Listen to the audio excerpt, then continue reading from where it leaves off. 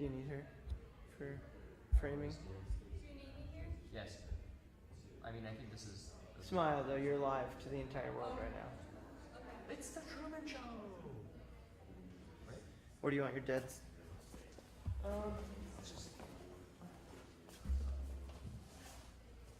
Kneel under the curtain. Exactly. I'm literally just waiting. You're chomping up there. I would if our, I would just tell them. I would, yeah.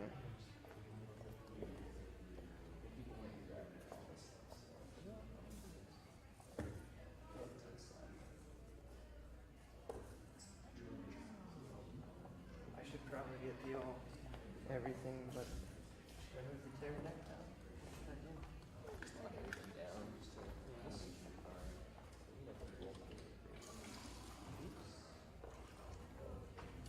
You're good. Do you see the stream? Do you see the stream? We're going to see the stream. Sacred. You wanna hang out? What? You wanna hang out and do this?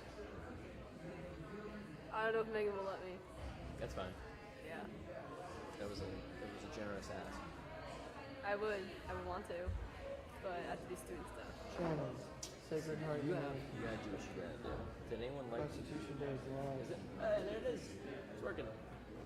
Shouldn't I turned the hear audio anything, down. right? Yeah. Very good. Oh. No, I'm still getting. A little bit of buzz. Oh. Where's that pulling? Oh, I that killed- it's gonna be my finger. I turned it all down.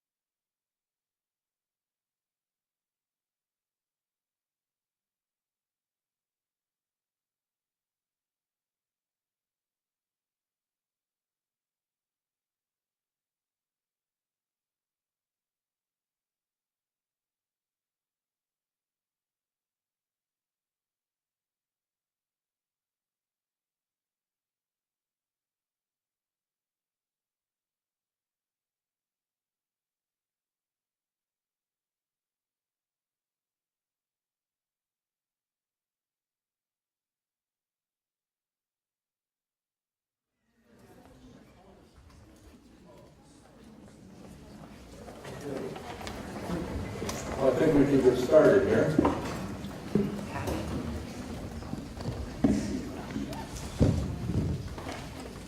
Good afternoon, everyone, and welcome to our annual Constitution Day Forum. My name is Professor Gary Rose. I'm the chair of the Department of Government, Politics, and Global Studies, and I'll be serving as the moderator of today's event. It was the late Senator Robert Byrd from West Virginia, a number of years ago, who introduced a bill into the U.S. Congress which mandated that colleges and universities that were the recipient of federal funds set aside a day in September to discuss and preferably honor the U.S. Constitution. Now, exactly how a university chooses to examine the Constitution is left entirely up to the individual institutions.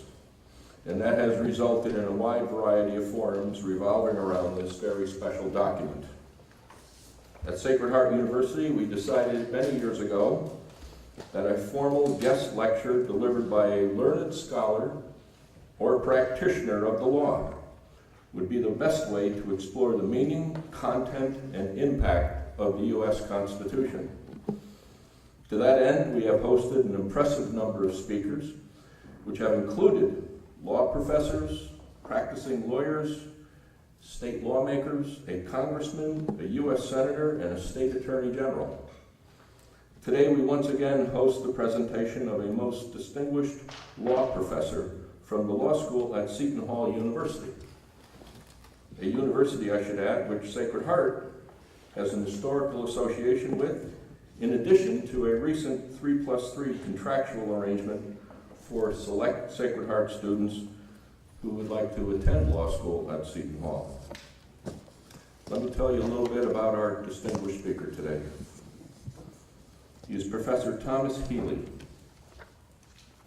Professor Haley is a professor of law at Seton Hall University, where he teaches courses in constitutional law, the First Amendment, and federal courts. His book, The Great Dissent, How Oliver Wendell Holmes Changed His Mind and Changed the History of Free Speech in America, won the Robert F. Kennedy Book Award and was selected as a New York Times Book Review Editor's Choice. He is currently at work on a book about a forgotten chapter of the Civil Rights Movement, for which he received a Guggenheim Fellowship and a Public Scholar Grant from the National Endowment for the Humanities.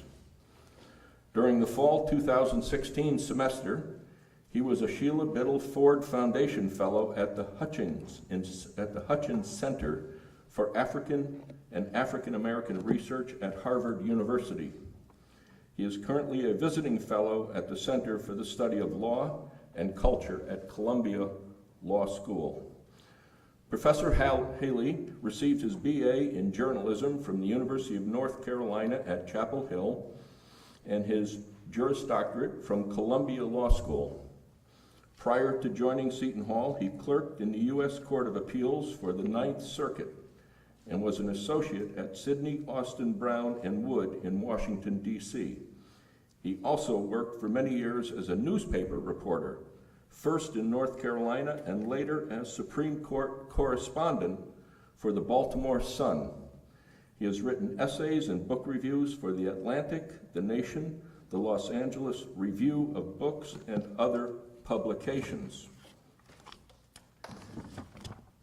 Because the controversies occurring on college campuses today involving the right of speakers to present controversial points of view, which, unfortunately, at some institutions have resulted in attempts to censor speakers, we thought it would be very appropriate to host a scholar this year who can address the underlying value of freedom of speech and freedom of expression.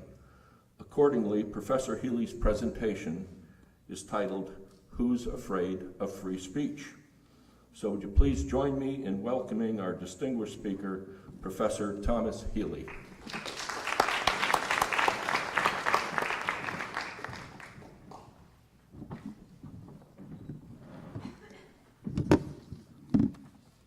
Good afternoon.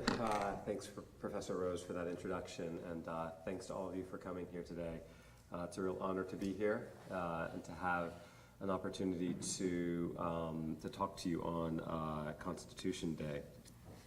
As Professor Rose indicated, I'm going to talk to you today about a subject that has been much in the news over the past year, and that I expect many of you have strong feelings about and care deeply about.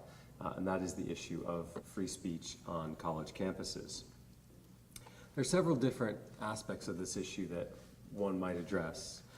There are questions about how much control university administrators and professors should exercise over student speech.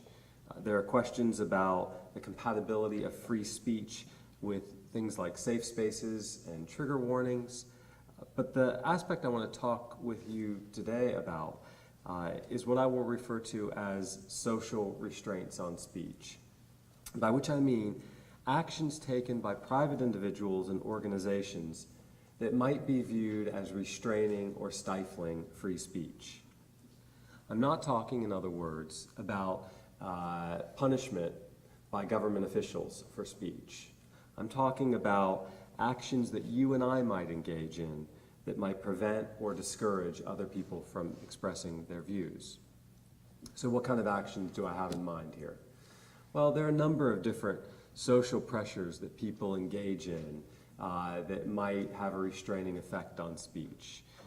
Think about protests, or marches, social media campaigns, shaming people for their views, ostracizing them, heckling them, hopefully not today, but heckling them for their views, boycotting institutions, or demanding other forms of economic retaliation against people because of their views.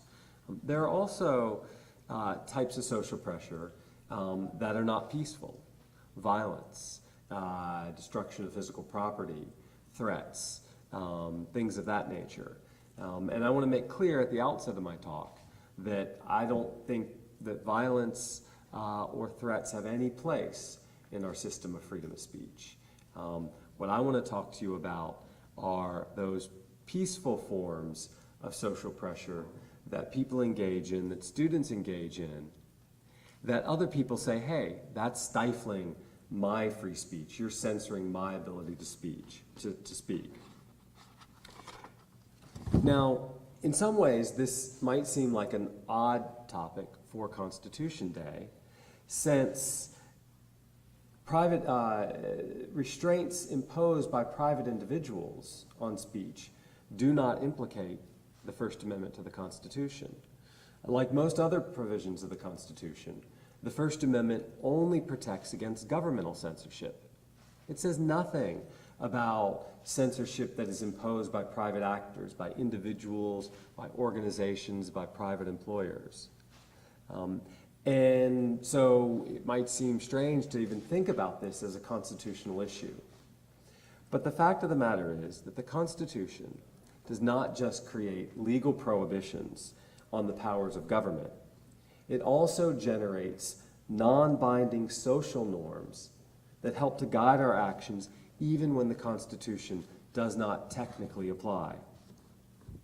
These non-binding norms can be just as important, sometimes they can be more important than the legal prohibitions contained in the Constitution, because first, they apply much more broadly and thus affect more people, and second, because there's no formal way for enforcing them, no court we can appeal to if we feel that they have been violated, which means it is up to us as individuals and as a society to nurture and preserve these norms. Among the social norms, the non-binding social norms that are generated by our Constitution, perhaps none is more important and more deeply ingrained than the principle of free speech. From our earliest years, we learn about the idea that we can say what we want. And we frequently find ourselves, even as young kids, saying, it's a free country, I can say what I want, when our parents or our older siblings try to stifle us. Now, what we mean by that is not that they have technically violated the Constitution and that we're going to take them to court. What we mean is that when they have done something to quiet us, that they have acted contrary to a basic precept of our society, that they have undermined something that we value, even when government action is not involved. And so, although social restraints on speech do not technically implicate the Constitution, they implicate a constitutional norm and a constitutional tradition that makes them worthy for discussion on Constitution Day. In fact, you might say that there is no more timely issue that we could discuss right here and at this moment than social restraints on speech, since for the past year or more, universities have been embroiled in a debate about the scope of free speech on college campuses. This debate actually goes back much longer than 1 year. It goes back as far as 100 years ago, during the first Red Scare after World War I, when controversies swirled over efforts to silence professors at universities like Harvard. College campuses were caught up in the witch hunts of the McCarthy era as well. And the free speech movement of the 1960s was launched at the University of California at Berkeley. Not to mention that the political correctness wars of the 1990s largely played out on college campuses. So this is not a new issue, not by a long shot. But it has become a particularly heated issue in the past year for a number of reasons. One, it has to do with the increased partisanship in our country in recent years. And that has meant that the level of sort of vehemence with which people engage in rhetoric has increased. Two, I don't think anyone can deny that Donald Trump has been a particularly polarizing figure. And that has contributed to the ratcheting up of the debate about free speech. And finally, recent protests on college campuses have unfortunately turned violent, which has forced us to grapple in a way that we rarely have had to before with the way in which social restraints can impede the freedom of expression. I'm sure most of you are aware of the violent protests I'm talking about.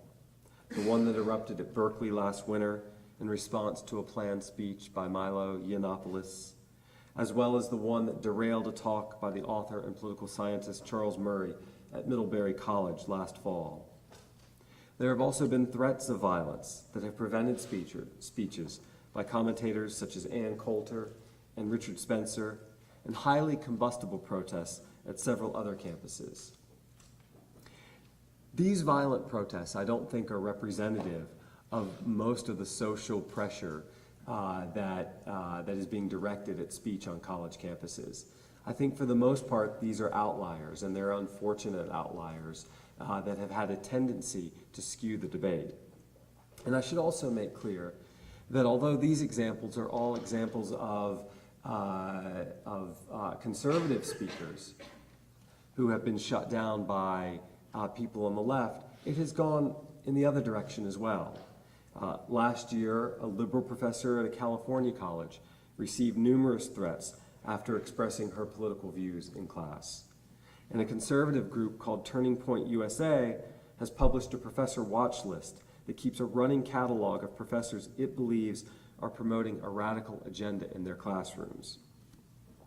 But because many of the most high-profile cases have been orchestrated by the left and targeted at conservative speakers, some conservatives have cited these incidents as evidence that liberals, especially on campus, are hypocrites who care little about the supposed liberal values of tolerance and free speech.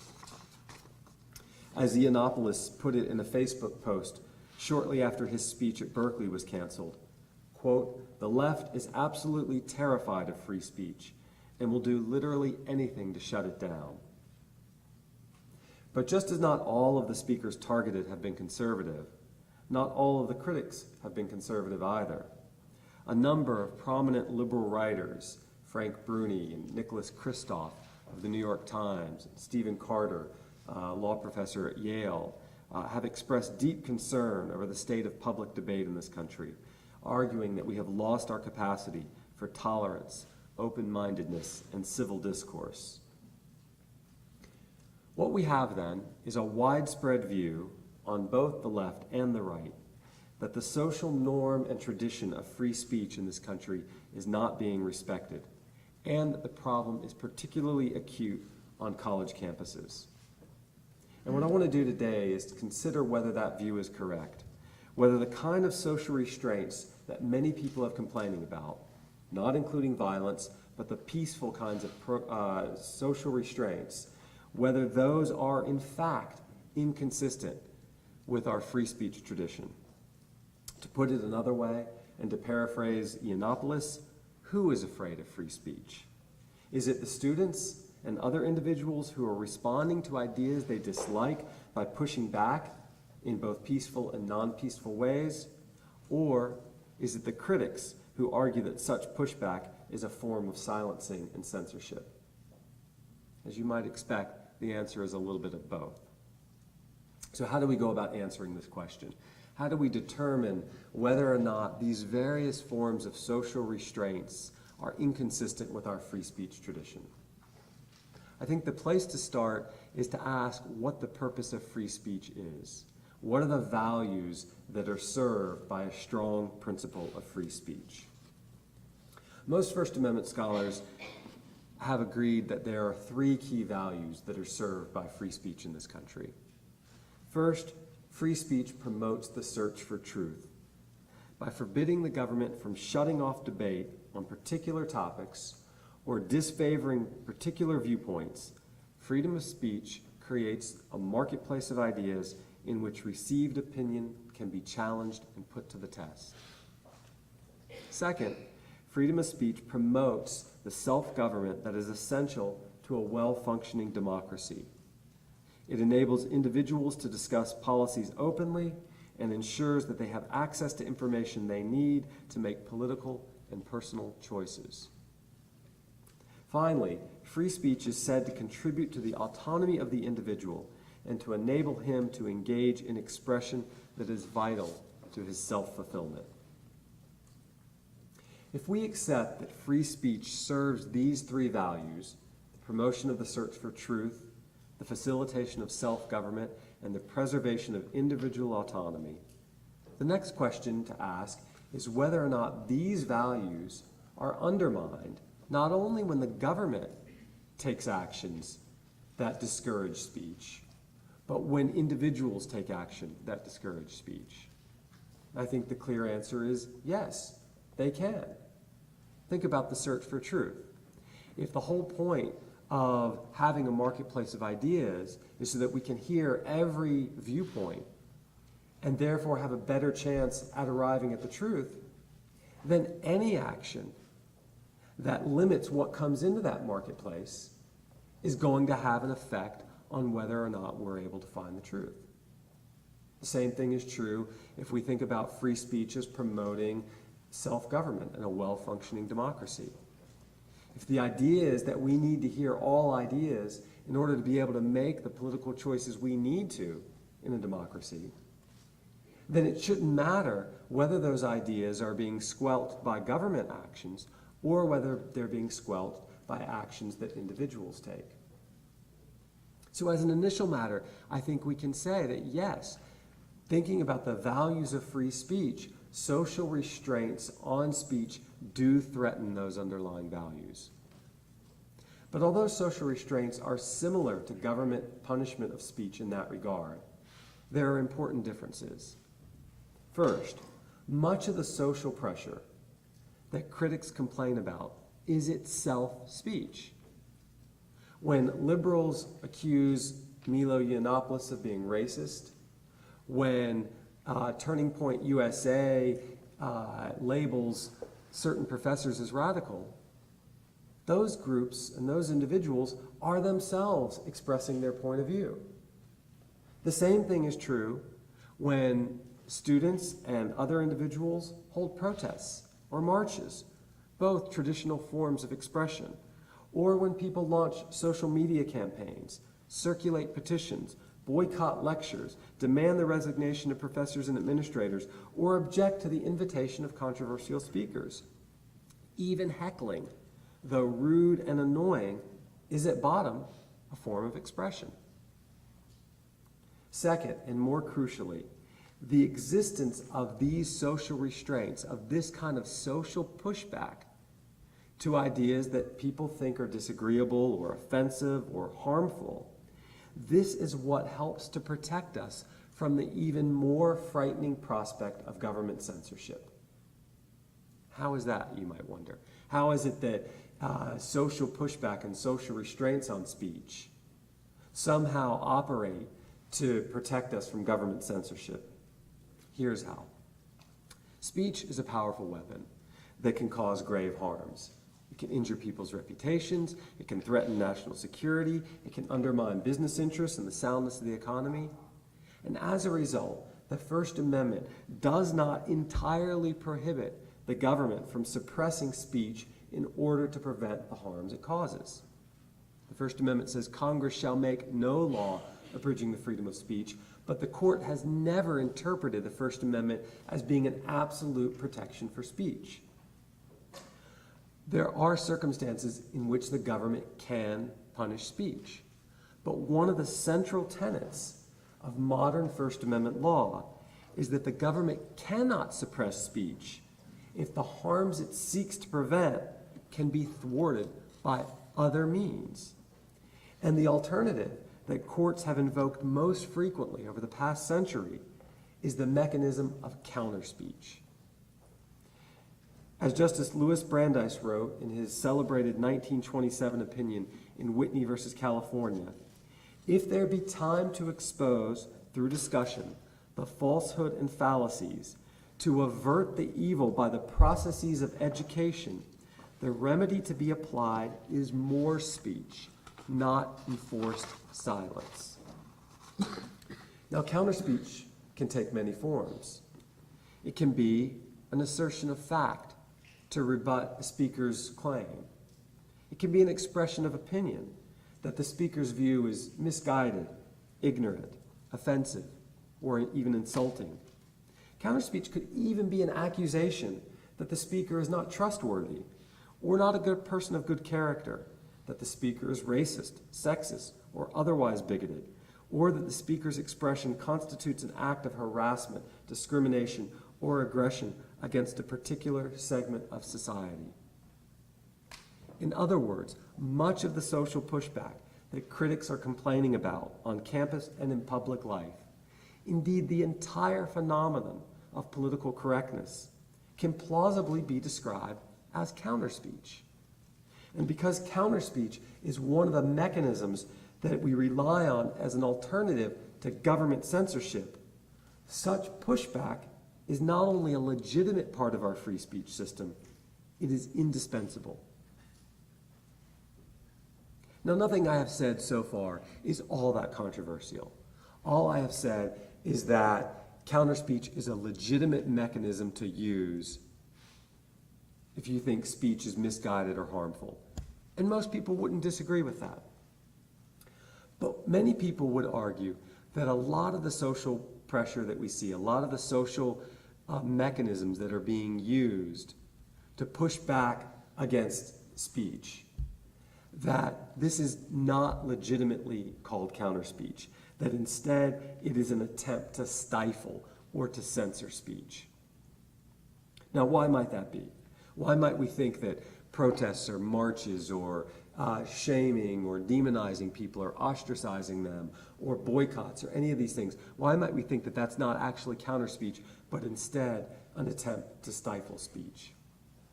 One possibility might be that we think some of these mechanisms are not based on reason. As one critic has argued, instead of using persuasion and rhetoric to make a positive case for their causes and views, liberals today, she was accusing liberals of this, work to delegitimize the person making the argument through character assassination, demonization, and dehumanizing tactics. So the distinction here would be a distinction between using counterspeech to make sort of reasoned, rational arguments, and using counterspeech to call people names or to demonize them.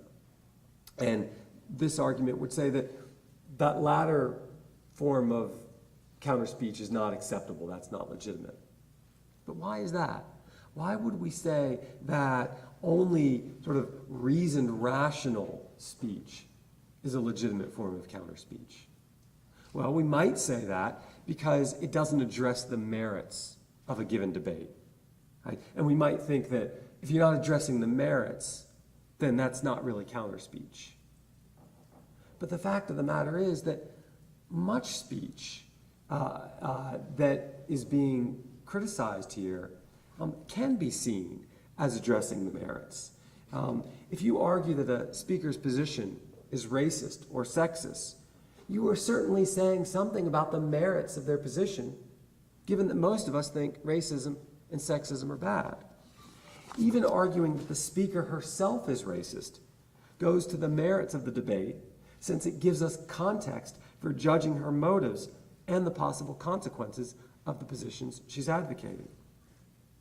Now, it's true that calling someone a racist is a conclusion rather than an argument. It's also true that such an accusation might not be persuasive without evidence or an argument to support it. But just because a statement is unpersuasive or ineffective doesn't mean it's irrelevant to the merits of a debate. Besides, there is no principle of free speech that limits us to only discussing the merits of particular issues. On the contrary, the Supreme Court has acknowledged that speech is valued both for the contribution it makes to rational discourse and for its emotional impact.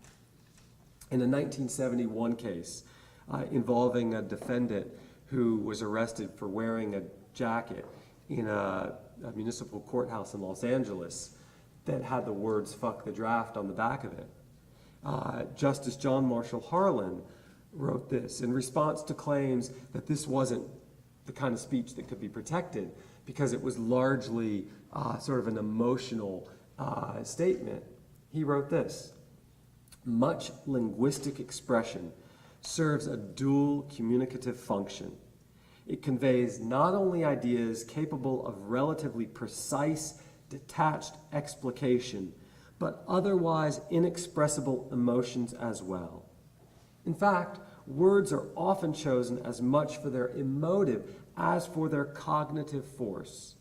We cannot sanction the view that the Constitution, while solicitous of the cognitive content of individual speech, has little or no regard for that emotive function, which, practically speaking, may often be the more important element of the overall message sought to be communicated." Okay, so if the reason that certain forms of social pressure don't count as counter speech isn't because they're not rational and they're emotional, if that's not the reason, is there another reason? Well, perhaps the reason is that these mechanisms are designed to and often do chill unpopular speech. You're probably familiar with that term, the chilling effect. This is a term that the Supreme Court has used in many, many First Amendment cases. And if government actions are deemed to have a chilling effect on speech, meaning they're going to discourage people from engaging in certain kinds of speech, the court has often said that's a reason for invalidating those governmental actions. So maybe we could say the same thing about some of these forms of social pressure.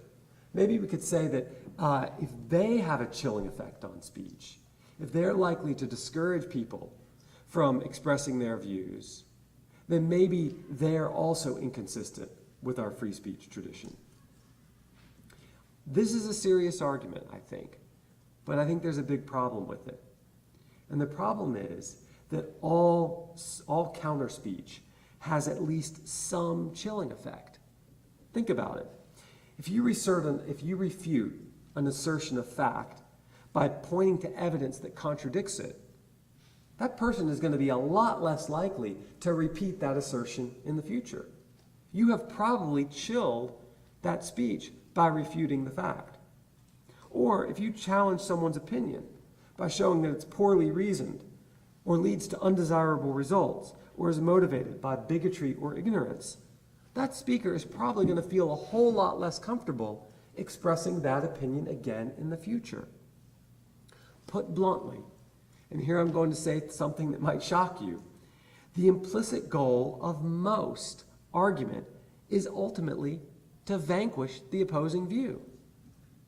In the real world, and I want to distinguish the real world from the seminar room, and I'll talk about the differences in those contexts in a moment, but in the real world, we don't generally dispute a proposition in the hope that others will continue to hold and express that belief. Unless we are playing devil's advocate, we dispute it to establish that we are right and the other side is wrong. And if we are successful enough, the opposing view will become so discredited that it is effectively, although not officially, silenced. Does that prospect seem frightening? Well, it's something that we've seen happen over and over again throughout history. It's why serious people no longer claim that the earth is flat, or that slavery is God's will, or that women should not be allowed to vote or own property. Each of these positions can still be asserted without fear of government punishment. Kyrie Irving, the NBA star, has asserted recently that he believes the earth is flat. Whether he's just saying that to troll us all or whether he sincerely believes it, I don't know. But he's not being punished. So we can say these things without being punished by the government. But if we say these things in earnest, they are deemed so discreditable that these claims have mostly disappeared from public debate. And I think this highlights a paradox of free speech and of our relationship to free speech. On the one hand, we are encouraged to be tolerant of opposing ideas in the belief that the best test of truth is the power of the thought to get itself accepted in the competition of the market, in the words of Justice Oliver Wendell Holmes. On the other hand, unlike the government, we are not expected to remain neutral observers of that market. We are participants in that marketplace of ideas. And the market only works if we take that participation seriously, if we exercise our own right of expression to combat ideas we disagree with, to refute false claims, and to discredit dangerous beliefs. This does not mean we are required to be vicious or uncivil, but it does mean, I think, that viciousness and incivility, as unpleasant as they are legitimate features of our free speech tradition. Life is not a debating exercise. College is, but life isn't. And it would be naive to insist that we adhere to some prim, idealized vision of public discourse. So, what does this mean? Does this mean that any form of social pressure targeted at speakers is acceptable? Absolutely not. That is not what I am saying at all. One of the main reasons that government censorship is prohibited is because the coercive power of the government, the ability of the government to put you in jail, to use force, to make you do something or to stop doing something, is nearly impossible to resist, making its chilling effect not just real, but profound. Social pressure that chills speech to the same degree, crossing the line from persuasion to coercion, is also inconsistent with the values of free speech. This, I believe, explains why violence and threats of violence are not legitimate mechanisms for countering ideas you disagree with. Physical assault, in addition to not traditionally being viewed as a form of expression, too closely resembles the use of force by the government. What about other forms of social pressure that I mentioned before? What about protests and marches, shaming and ostracism, social media campaigns? If what we are concerned about is the risk of coercion, what we should ask about each of these pressures is whether it is reasonable to expect speakers to endure them. Can we reasonably expect that speakers will endure the consequences that these forms of pressure impose on them? Framed that way, I believe we should accept the legitimacy of most forms of peaceful social pressure on speech, such as protests and marches, insults, shaming, demonizing, and even social ostracism, since I do not think it is unreasonable to expect speakers to bear these consequences if other people disagree with their ideas. Now, I don't want to minimize the distress that these tactics can cause. I am certain that being shamed or demonized or being the target of a social media campaign is a very, very unpleasant experience. But I don't think that a system that relies on counterspeech as the primary alternative to government censorship should unduly restrict the forms that counterspeech can take. What about other forms of social pressure? Let's talk about heckling. Is heckling a legitimate form of counterspeech? I think it depends. I think it depends on the context and what kind of heckling we're talking about. If we're talking about the occasional boo or shouted comment, I don't think that's inconsistent with our free speech tradition at all. But if we are talking about heckling that is so loud and continuous that a speaker literally cannot be heard, that strikes me as being akin to putting a hand over someone's face, and therefore seems to be too close to coercion to accept as being consistent with our free speech tradition. What about economic reprisal? This is a tough one, I think.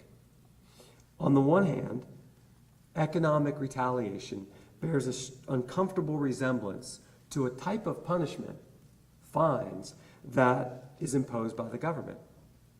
It also comes much closer to coercion than other forms of social pressure, since although most of us can probably withstand insults or shaming, not many of us would be willing to risk our jobs or our livelihood to express our views.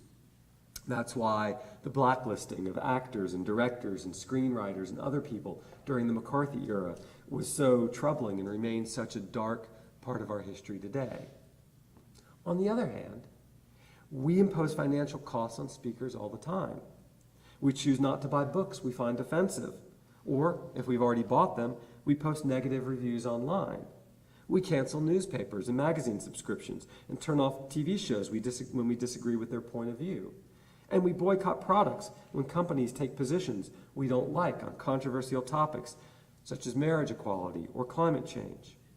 Each of these actions exacts an economic price for the expression of ideas, yet each of them seems perfectly consistent with our free speech tradition.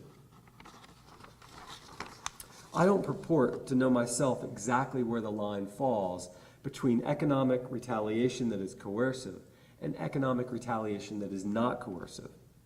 I suspect that, as with heckling, context might matter quite a bit here. We might be a lot less concerned when people retaliate against, say, a corporation for the views that it expresses than we might be if someone loses their job because of the views they express. In the latter case, we might think there's much more coercion at work than in the former case. But in any case, there can't be any bright line rules here. Because we're talking about norms that are not enforceable by law, we can't rely on courts to develop some sort of comprehensive framework to help us determine which kind of social pressures are acceptable and which kind of social pressures are not. Instead, we as individuals and as a society must determine what degree of pressure we think is acceptable. Which brings me to you. What should your attitude be toward speech that you think is disagreeable, hateful, offensive, or otherwise harmful? Does the fact that I believe social restraints are consistent with free speech mean that I am urging you to ignore all the lessons your professors have taught you about the importance of reasoned debate, of supporting your ideas with evidence, of avoiding name-calling and ad hominem attacks, and of being open-minded and tolerant? Of course not. I believe in all of those things too. And I believe that a college campus is a unique place, different from the real world, where there should be the widest latitude to consider all ideas, to pursue argument wherever it leads, to try out even strange and unfamiliar and seemingly disagreeable views, to see how they fit. So I agree with what your professors no doubt have been telling you, that you should use your time in college to push yourself intellectually, to scrutinize your core beliefs, to listen to others, and attempt to understand why they believe what they believe. Doing all of this, I believe, will make you a better student, a better person, and a better citizen. You will learn how to state your views effectively, and hopefully you might sometimes persuade others that your position is right. But I also want to make clear that none of this is dictated by our tradition of free speech. That tradition allows for a messier, more ill-mannered form of civil discourse than what I and your professors are urging upon you. One of my favorite decisions in the Supreme Court's First Amendment jurisprudence is that case of Cohen versus California, which I mentioned earlier, where the guy got arrested for wearing the jacket. I quoted one line from that decision, but I want to end here with another line from that opinion. I think this is one of the most insightful lines that has ever been written about free speech in our culture. And it was written in response to the argument that the First Amendment doesn't encompass what was on that jacket, that it doesn't encompass profane or offensive or coarse and demeaning speech. And Justice Harlan had this to say in response. Quote, "The constitutional right of free speech is powerful medicine in a society as diverse and populous as ours. It is designed and intended to remove governmental restraints from the arena of public discussion, putting the decision as to what views shall be voiced largely into the hands of each of us." Putting the decision as to what views shall be voiced largely into the hands of each of us. It's our choice. We get to decide what the culture of free speech is like, in the hope that use of such freedom will ultimately produce a more capable citizenry and more perfect polity, and in the belief that no other approach would comport with the premise of individual dignity and choice upon which our political system rests.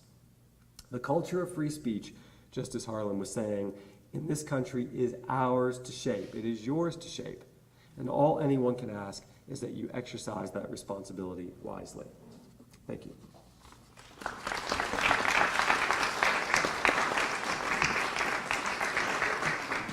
Thank you very much. Do you want to?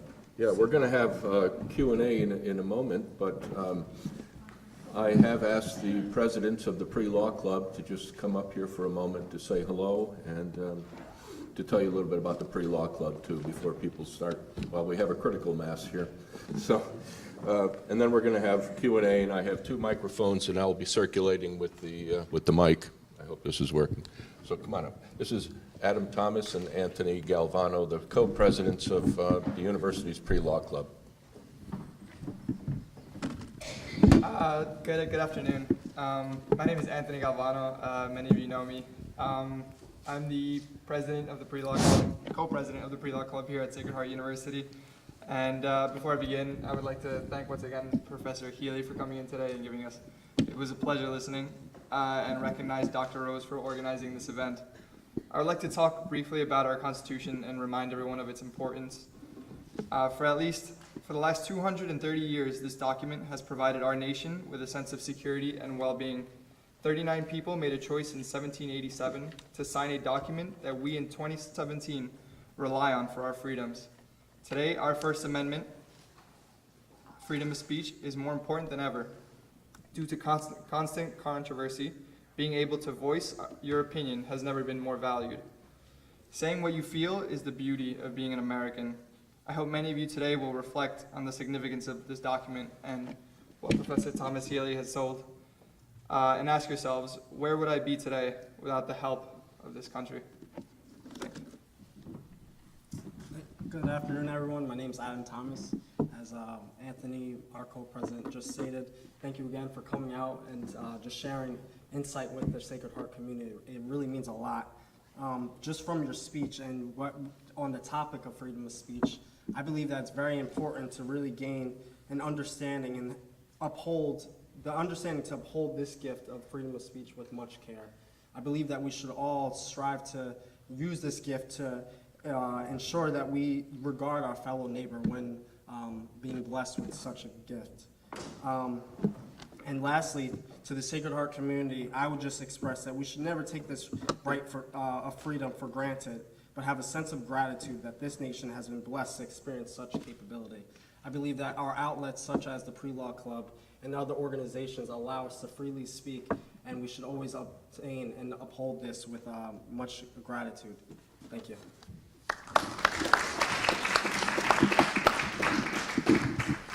Okay, we will now have some Q&A, and I'll be handing the microphone to anybody who would like to ask a question. Is there anyone in the audience who would like to start this? Okay, over here. Great. Thank you for coming.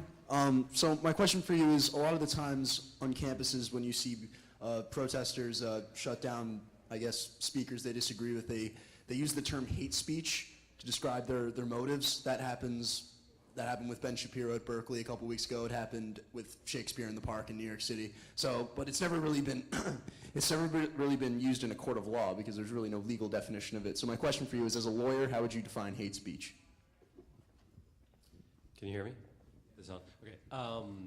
You're right, there is no legal definition because the Supreme Court has ruled that hate speech is protected by the Constitution. So there's been no need to sort of figure out exactly what falls under the definition.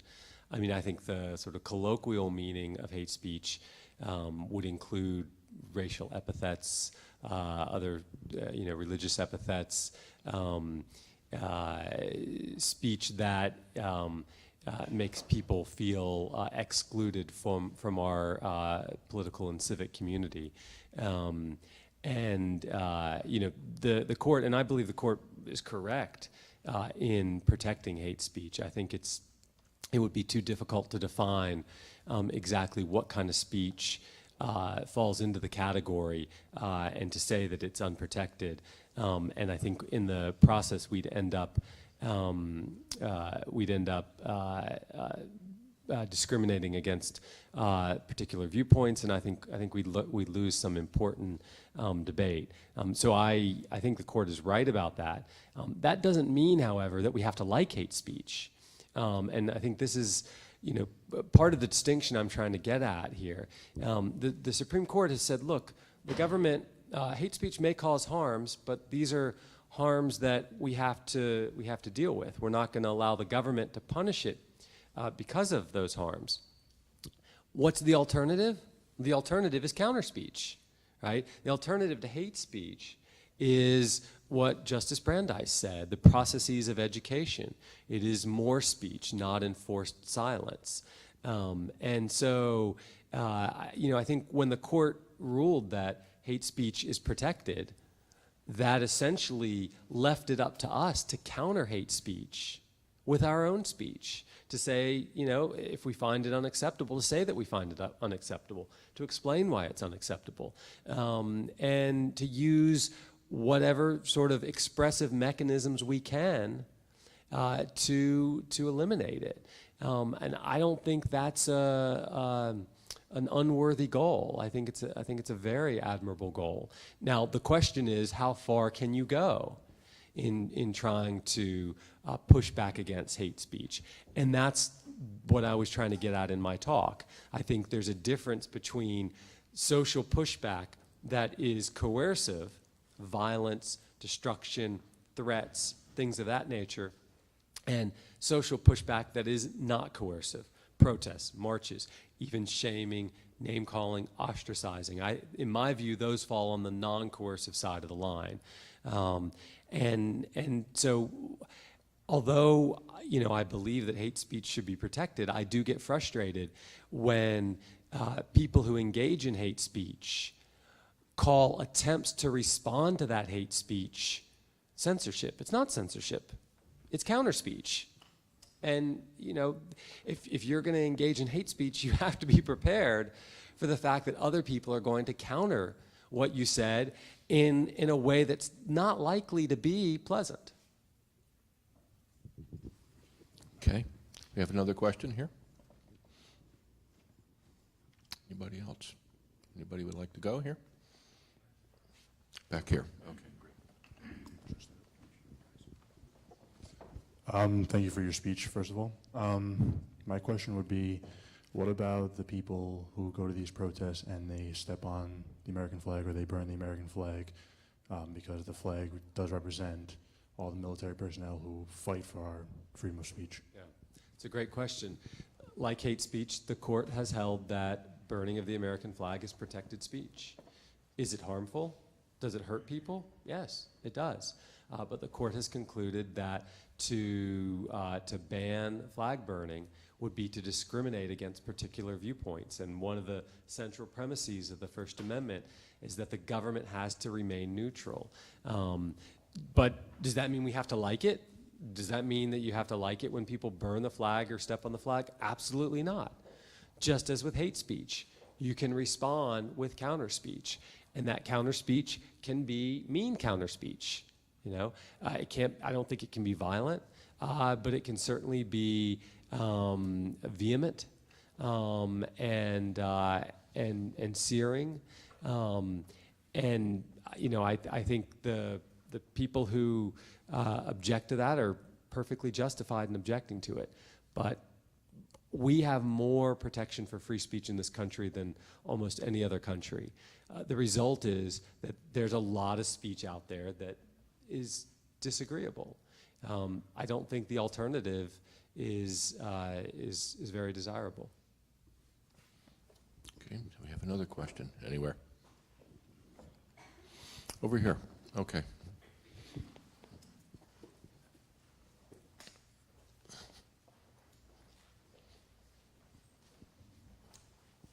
John? Thank you for your talk. There's a great book called Made to Stick, written by two brothers, Chip Heath and I think Dan Heath. And the book examines why some ideas and experiences stick with us in life. And I remember one. I'm going back nearly 60 years now. I was a college sophomore or junior, and a group of us were Daniel Rockwell Kent, was that it? He founded the American Nazi Party in 1960. He's trying to get publicity, notoriety for his cause, the American Nazi Party. And a group of us, 6 or 8, were discussing, should he have the right to speak? World War I was still a memory, an echo. And he was, not only speaking in this lingo, but also dressing up in Nazi uniforms. And later they wanted to parade through Skokie, Illinois, 40% Holocaust survivors.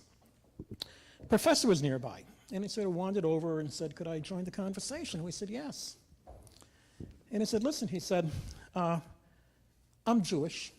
I'm Jewish American. I was born here. But my family just escaped, my parents just barely escaped the Holocaust. And we lost many family members. And I want to say this. He said, every idea, every thought should be expressed freely. He said, you should listen. He said, you should listen not to retort, but listen to understand before, of course, you respond. But he said, every idea should be verbalized and listened to, but always be polite and always be respectful. And, it's interesting, that stuck with me through my life. And my 50th reunion, I caught up with a few of the buddies who were there. It stuck with them too. And I understand what you're saying about keeping the government out of even nefarious hate speech. But I just ask that those who are personally involved remember something from another domain beyond law, and that's faith and religion. What is common to every faith and common to every religion is the golden rule. If you have to engage in heckling, which I think is wrong because someone should have the right to finish what they're saying and then listen to your side. But I hope that those who would heckle or defame or whatever, who would be impolite, would at least think about the golden rule when they did it. Because really, dialogue is important. And to you kids, you're in the informational era. High velocity change, disruptive change. You've got to be able to exercise freedom of speech to grapple with those problems as a society, but also to advance in your careers. You've got to have it. And, I just make the contribution. And if you want an interesting book sometime, read Make to Stick, and it'd be interesting to see how many of you remember what sticks with you 60 years later. Thank you. Okay, I think we have time for, it's about 3 o'clock, so we have time for one more question here. I'll try and make it a good one. I'll just ask for like a final kind of reflection on college campuses. I think the question I was wondering if you think there's anything substantially or significantly different between the place of private universities and public universities. It seems to me somehow the public, since we are going to get back to a government level and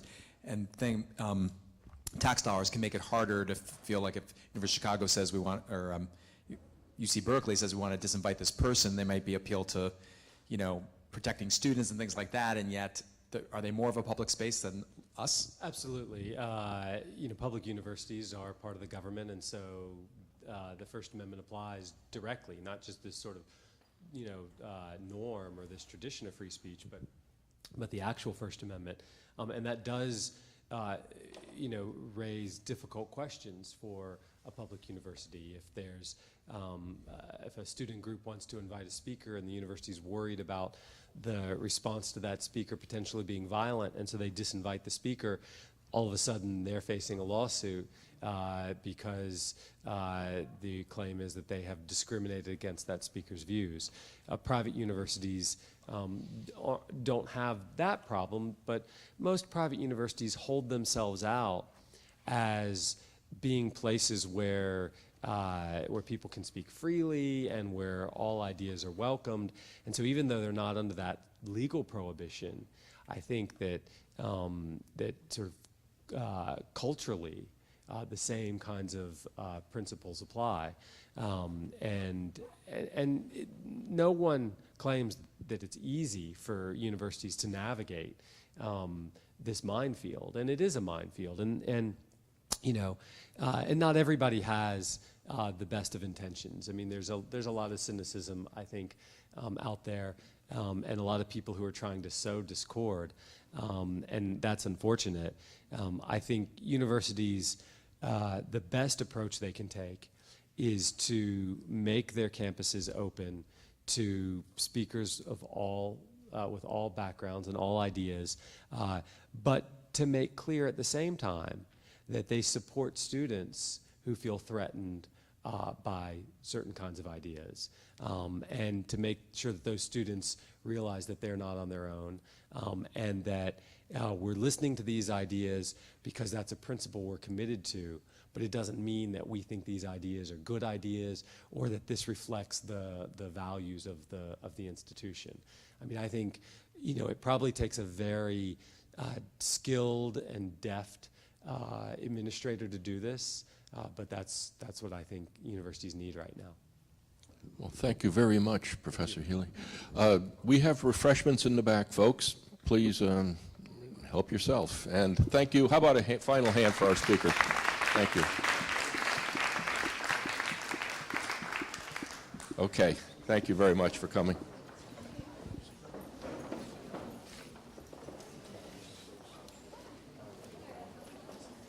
I just wanted to introduce myself. My name is Phil.